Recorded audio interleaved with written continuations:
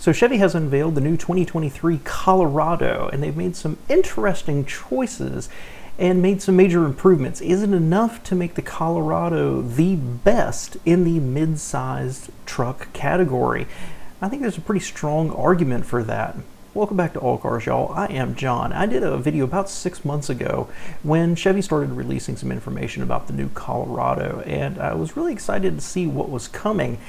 I think this is going to improve the sales of the Colorado. I think they made some dangerous, interesting, some choices that are going to make people angry, but that I think can improve everything.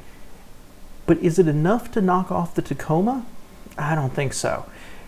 So we're going to talk first about the exterior, the interior, some of the specifications that they've changed, and kind of where I see it fitting in the mid-sized truck realm. I want to start with this. I kind of like the Colorado, but I run very hot and very cold. The earlier models, the 2022 and earlier, they alternated depending on the package and the color choices on a car between really good looking, and I liked it a lot, and I really hated it. I thought it was dorky and the proportions were just a little wrong. This new one, I think they've cleaned it up amazingly. I think it's really well styled. I think it looks really good on the outside. Now they're offering 5 different trim lines, and when you look at especially the front of it, I think it's perhaps a little overstyled, just a little busy, and certainly on the lower levels like the work truck, there's so much black plastic, it just looks a little dorky, it looks a little cheap to me. But as you move up into the higher level trim lines, you get more painted trim, and it looks a lot better. So overall, I think this is a really good restyle that I think probably makes it the best looking mid-size truck out there right now. Now on the inside, they made some dramatic changes with a couple of criticisms along the way.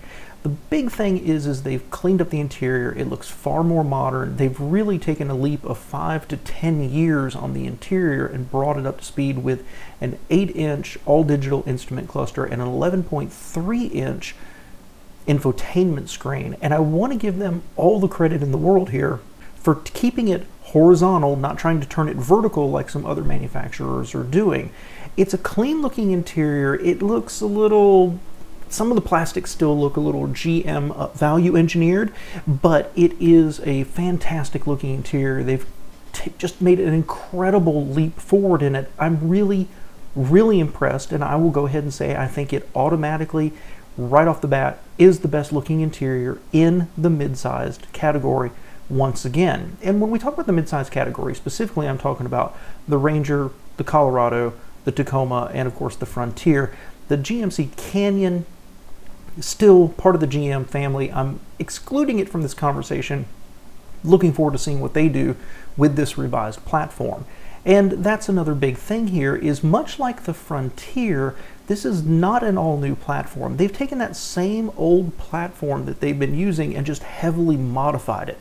Unfortunately, this is the same thing we're going to see when Ford finally gets around to bringing the Ranger over here that they've been introducing in international markets. It's not an all-new platform. So the sales in this category are enough for manufacturers to keep investing in it, but not enough for them to be investing all new platforms in it. They just keep stretching and strengthening and making it work. So because the other manufacturers are doing the same thing, I think the Colorado is going to stay very, very competitive here. Now, let's talk about some of those specifications. The first thing is GM has dramatically simplified things.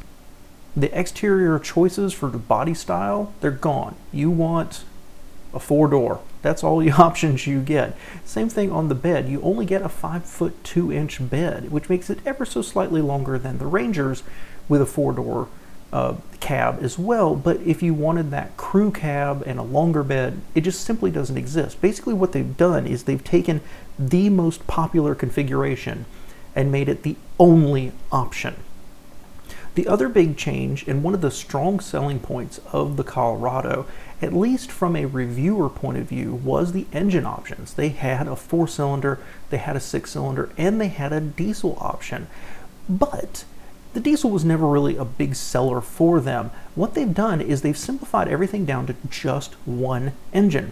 They've got a 2.7 liter turbocharged engine with one transmission choice, a heavily revised 8-speed automatic. But what they've done is they've taken this 2.7 liter 4 and they've given it multiple options for how much power it's actually going to make. So they've got the base turbo engine that's going to make 237 horsepower, 259 pound-feet of torque, a 2.7 liter turbo plus with 310 and 390, and a turbo high output of 310 and 430 foot-pounds.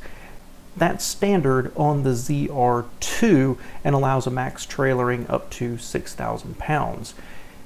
It's interesting, this is the same engine, which means that it's really just a programming issue, and I've read at least one article that has said the jump from the turbo to the turbo plus is a dealer upgrade that you're going to be able to purchase in the future. And not for the work truck, but for the LT is what I read. I find it a little disturbing that while they can use the same engine to be very flexible, it's behind a paywall to get more power. Now, the downside of this is that other manufacturers offer 3 different engine choices, and there's a lot of people out there, I certainly agree, where I'd rather have a V6 that's naturally aspirated than a turbo. I think this is a good engine. It's large enough, it's powerful enough to power the Silverado and off-road and tow. So I think it's going to be a real champion in a smaller truck, a lighter vehicle like this. I know a lot of people don't like the idea that it's turbocharged, but that is where the industry is moving. So going to one engine that expands across multiple power outputs allows them to compete with other manufacturers that have multiple engines to hit those power outputs. It's an interesting approach. I'm going to talk about it here in a minute because I think it might be the right one for General Motors. Now, one of the big criticisms that has come up in early reviews is there is no headlight switch. On the dashboard, there is no on-off auto. There is only in the infotainment system in a menu. I don't think it's buried very deep. I haven't had a chance to play with that specifically myself, but it is automatic headlights. So I think there's going to be a lot of pushback on this. I have a prediction. But ultimately, after I slept on it, I realized this doesn't matter to me at all. I kind of miss having the physical button for this. But my car has automatic headlights, and I have literally never touched that button for probably 2 or more years now. So I don't think it's that big of an issue. Now, there's situations perhaps in contracting or off-roading and things like that where you want to easily be able to turn on certain lights. Maybe being buried, it's going to be a little bit of a frustration. I think GM is going to get a lot of pushback on this. My prediction is that in a year or two we see a physical button return for that, not because it's really necessary for 90-95% of the time, but because I think they're just going to get so much pushback about this. So at the end of the day, I think this is a really, really good looking truck, and I think it does leap immediately to the forefront of that mid-size category. Regarding the engine being just one choice with what we think is, I think, different programming to get different power levels out of it, I think this is a smart move for GM. One of the big criticisms of their trucks in general, and the Colorado specifically, while it's been a pretty strong seller, it's actually about second in the category. It sells about twice in the last numbers I saw. I think it was the last quarter of 2022. It sold about twice as many twice as many as the Ford Ranger, but 1/3 as many as the Tacoma. This is going to improve the sales, but the reliability has been the biggest downfall of it. I think moving to one factory, one body style, and one engine is going to dramatically improve, at least I'm going to cross my fingers, that it's going to dramatically improve the reliability of this truck, because that's one of the biggest detriments against it, and one of the things that's always kind of kept me turned off about it as well. So I do kind of support at least going to just one engine option. I would have preferred if they'd done more what Nissan did and just put in a really good V6. But the Nissan's on a revised platform. It's roughly the same pricing strategy as what General Motors, what Chevy is doing right here. And I think the Chevy looks better than the Nissan. I was excited about the Nissan until it got here, and I found myself a little underwhelmed about it. The Ford is very long in the tooth, and it was built on an old platform, from an international platform to begin with. They are coming with a new one, and right now the Tacoma is, although it's the best seller in this category, it's not competitive in any way as far as I'm concerned, except for one, and that is reliability, durability.